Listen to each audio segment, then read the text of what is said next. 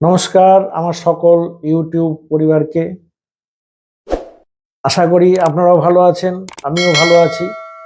আপনাদেরকে আজকে আমার একটা খুব ভালো অভিজ্ঞতা কদিন ধরে হয়েছে সেটা শেয়ার করার জন্যে খুব ইচ্ছা প্রকাশ করছি। সেটা হচ্ছে এখানে গত 3 দিনে আগে অশোকবাবু, বাপ্পাবাবু এবং সুজিতবাবু 3টে পরিবার এসছিলেন। তাদের এই সমস্ত দর্শনীয় স্থানগুলো ঘুরে ঘুরে তারা 3 দিন ধরে দেখলেন। তাদের খুব ভালো লেগেছে। তাদের এই আনন্দ প্রকাশটা আমার কাছেও খুব ভালো লেগেছে বলে এটা আপনাদের কাছে আমি উপস্থাপনা করতে চেয়েছিলাম, কিন্তু এই ভিডিও মাধ্যমে আপনাদের দেখানোর ইচ্ছা ছিল, কিন্তু আমার ভিডিও শুটার অনুপস্থিত থাকার জন্য সেটা সম্ভব হলো না। আমি অশোকবাবু, বাপ্পাবাবু এবং সুজিতবাবুর কাছে অনুরোধ করব, যদি আপনারা আমার এই ভিডিওটা দেখে থাকেন তাহলে একটু কমেন্ট করবেন এবং বেশি বেশি করে শেয়ার করবেন এবং আপনাদের নিজেদের অভিজ্ঞতার কথা খুব ভালোভাবে কমেন্ট করে জানাবেন সকলকে। যাক, আর বেশি দেরি করছি না, আপনাদের নতুন যে ভিডিও নিয়ে আমি এসেছি সেই দর্শনীয় স্থানগুলো দর্শন করুন। এই দর্শনীয় স্থানগুলো দর্শন করার শেষে আমি আবার আপনাদের কাছে হাজির হব। আপনারা দেখছেন কেশবজি গৌড়ীয় মঠ। এই কেশবজি গৌড়ীয় মঠ সম্বন্ধে বলার আগে দেবানন্দ গৌড়ীয় মঠ সম্বন্ধে বলতে হয়। দেবানন্দ গৌড়ীয় মঠের প্রতিষ্ঠাতা শ্রীমদ্ ভক্তি কেশব মহারাজ, তারই একজন সন্ন্যাসী এই মন্দির তৈরি করেছেন। বেশিরভাগই এখানে বিদেশিরা থাকেন। আপনারা যখন আসবেন এখানে তখন এগুলো সব কিছু ভালোভাবে বিস্তারিত ব্যাখ্যা করতে পারবেন।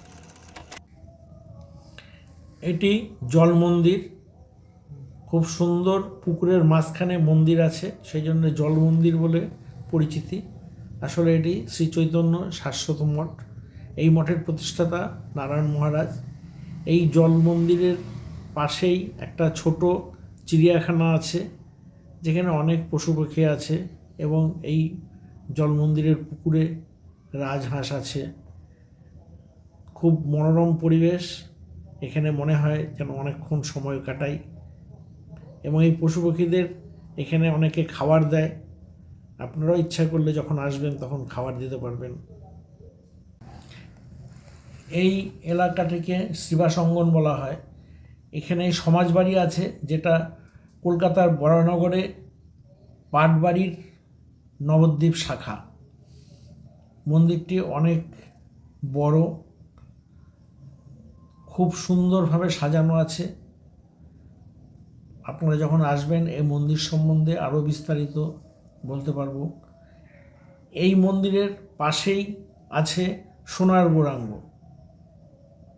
এই সোনার গৌরাঙ্গ মন্দিরেও আপনারা দর্শন করতে পারবেন। এখানে নবদ্বীপ ভজনাশ্রম বলে একটি মন্দির আছে। এই মন্দিরেও সারাদিনই একরকম কীর্তন হয়। আপনারা যখন আসবেন এই সমস্ত জায়গাগুলো খুব ভালো লাগবে আশা করছি। এখন আপনারা দেখছেন নবদ্বীপের শ্রেষ্ঠ আকর্ষণীয় স্থান পোড়ামাতলা। পোড়ামাতলাকে দুই সম্প্রদায়ের মধ্যে বলে। এক সম্প্রদায় বলে এটা হচ্ছে পড়ুয়াদের মা, মানে সরস্বতী দেবীর মন্দির। আরেক সম্প্রদায় বলে এটা দুর্গা মন্দির।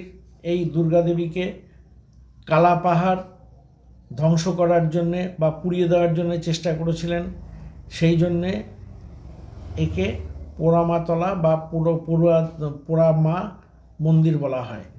এর পাশেই রয়েছে ভবতারিণীর মন্দির। এর সম্বন্ধে আপনারা যখন আসবেন তখন বিস্তারিত ব্যাখ্যা দেব। এই দুই মন্দিরের অপর সাইডে রয়েছে শিব মন্দির। এই শিব মন্দির যখন আমরা ছোট ছিলাম তখন দেখেছি এত বড় শিবলিঙ্গ ছিল না, এটি অনেক ছোট ছিল। যত দিন যাচ্ছে এই শিবলিঙ্গ আস্তে আস্তে বড় হচ্ছে। আপনারা দেখলে খুব ভালো লাগবে। ধামেশ্বর মহাপ্রভুর মন্দির।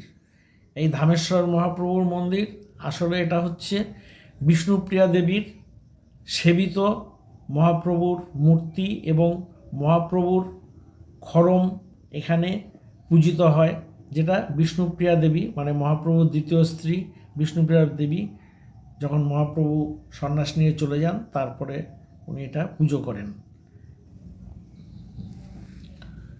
এটি প্রাচীন মায়াপুরে অবস্থিত, নবদ্বীপ শহরের প্রাচীন মায়াপুর।